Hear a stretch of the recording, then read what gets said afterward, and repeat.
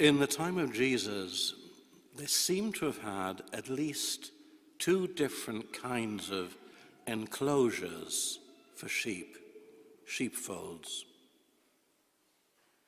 On the one hand, you have those enclosures that were, well, if you go to the Lake District, you can see something very similar, where there's a kind of wall, fairly low, but a wall built in a circle, or perhaps a square, and there's a gap in the wall.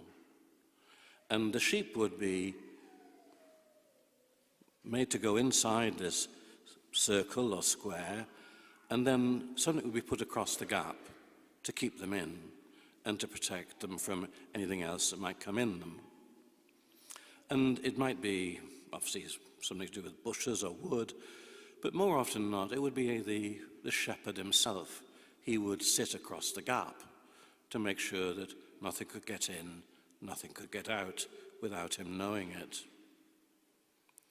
So when Jesus says in the second part of this gospel, I am the door, the gate of the sheepfold, he's thinking of a fold like that, and that as the shepherd, he protects his sheep.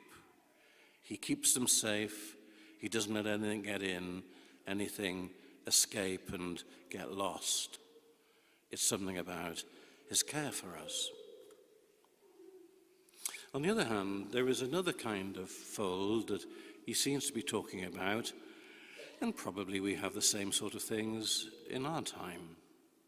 It's a big collective enclosure, a place where you put lots of sheep that belong to lots of different people. And of course, the then issue is, how do you identify your own sheep? Well, in this day and age, I think we mark them with colors, and I believe even these days they have tags in their ears so you can identify each sheep individually. But it wasn't like that back then. They relied upon a most extraordinary fact, which is that sheep recognize the shepherd. Now, we might think this is not possible, but quite some time ago I remember reading a magazine article where it talked about how scientists had researched the whole thing about the behavior of sheep. And they said sheep actually do recognize voices, in particular the shepherd. It goes even more than that. Apparently sheep recognize the face of the shepherd. So in other words, they can tell two people apart. Now you might think, well, so what? Of course, it's of enormous importance to the shepherd and to the sheep. Furthermore, they can work out what kind of mood you're in. They recognize just from your features how you're feeling, whether you're upset and angry, whether you're calm and reflective. It seems to pass on to the sheep that kind of vibe that the shepherd has. So the shepherd can make them agitated as well as calm them down. It's extraordinary. Now Jesus uses this truth when he's talking about this collective sheepfold, this sheep enclosure, that perhaps it's that they have them on the way to market or something, I don't know, but an individual shepherd will go to reclaim his sheep from the fold, and he calls them out, calls them by name, and they recognize his voice.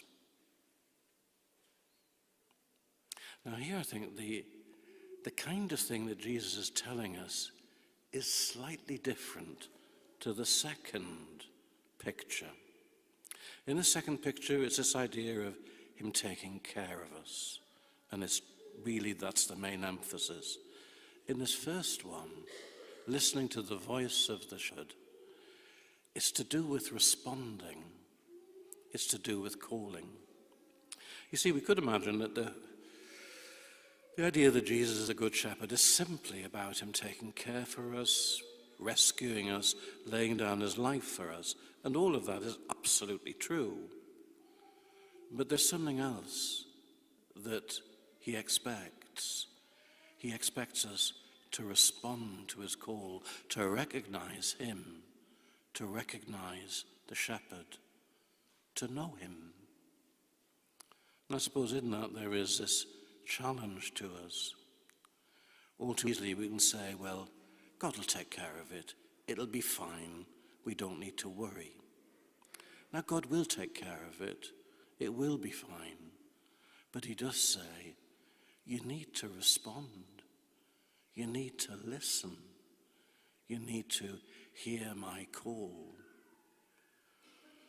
He calls each one of us, and he promises always to look after us.